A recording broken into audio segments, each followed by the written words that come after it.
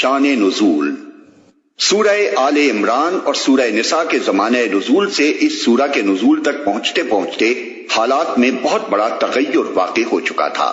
یا تو وہ وقت تھا کہ جنگ احد کے صدمے نے مسلمانوں کے لیے مدینے کے قریبی ماحول کو بھی پرخطر بنا دیا تھا، یا اب یہ وقت آ گیا کہ عرب میں اسلام ایک ناقابل شکست طاقت نظر آنے لگا، اور اسلامی ریاست ایک طرف نجد تک، دوسری طرف حدود شام تک، تیسری طرف ساحل بحر احمر تک، اور چوتھی طرف مکہ کے قریب تک پھیل گئی۔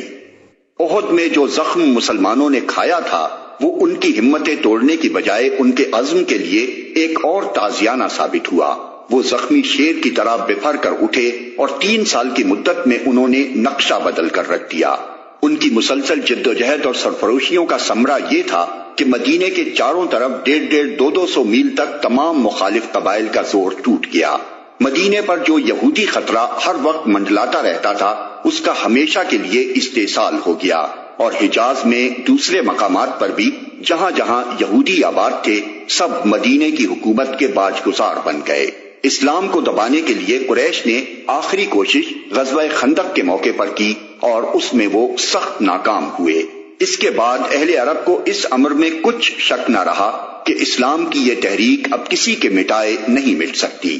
اب اسلام محض ایک عقیدہ و مسلک ہی نہ تھا جس کی حکمرانی صرف دلوں اور دماغوں تک محدود ہو، بلکہ وہ ایک ریاست بھی تھا جس کی حکمرانی عملاً اپنے حدود میں رہنے والے تمام لوگوں کی زندگی پر محیط تھی۔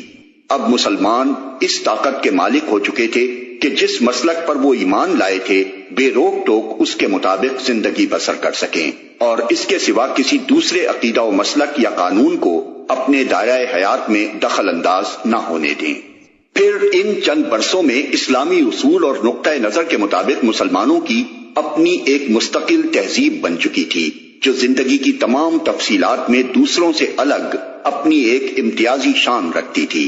اخلاق، معاشرت، تمدن، ہر چیز میں اب مسلمان غیر مسلموں سے بالکل ممیز تھے۔ تمام اسلامی مقبوضات میں مساجد اور نماز باجماعت کا نظم قائم ہو گیا تھا۔ ہر بستی اور ہر قبیلے میں امام مقرر تھے۔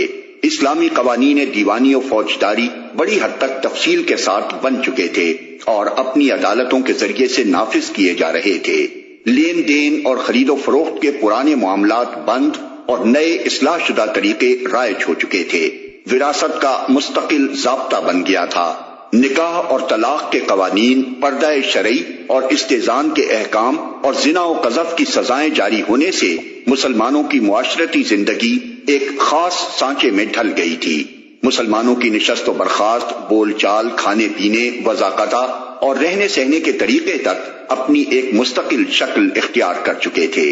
اسلامی زندگی کی ایسی مکمل صورت گری ہو جانے کے بعد غیر مسلم دنیا اس طرف سے قطعی مایوس ہو چکی تھی کہ یہ لوگ جن کا اپنا ایک الگ تمدن بن چکا ہے پھر کبھی ان میں آ ملیں گے۔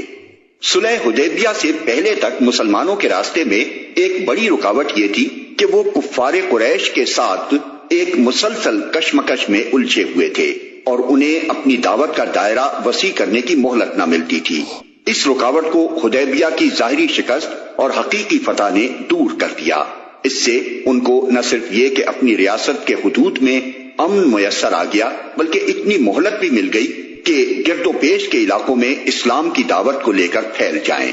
چنانچہ اس کا افتتاح نبی صلی اللہ علیہ وسلم نے ایران، روم، مصر اور عرب کے بادشاہوں اور رئیسوں کو خطوط لکھ کر کیا، اور اس کے ساتھ ہی قبیلوں اور قوموں میں مسلمانوں کے داعی خدا کے بندوں کو اس کے دین کی طرف بلانے کے لیے پھیل گئے۔